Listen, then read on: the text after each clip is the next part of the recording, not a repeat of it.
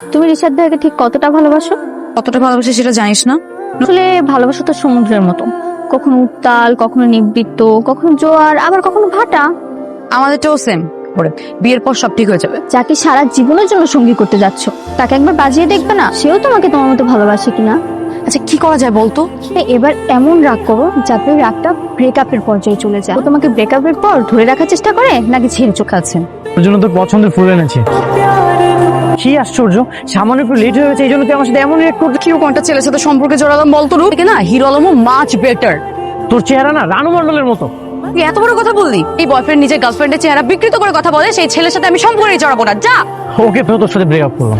আজকে তুই আমার সাথে যে ব্যবহারটা করেছিস এরপর তো কখনো প্রশ্ন আসে না তোর সাথে রিলেশন রাখার। তোর কপালে তো কুত্তাও জুটবে না। আমিও দেখতে চাই তুই আমাকে ছাড়া কিভাবে থাকিস। তা নাকি পরিজোটে, সেটা আমি তোকে দেখিয়ে দিব। যা আমার বয়ফ্রেন্ডের সাথে আমাকে ব্রেকআপ করাতে বিয়ে করে নিবি?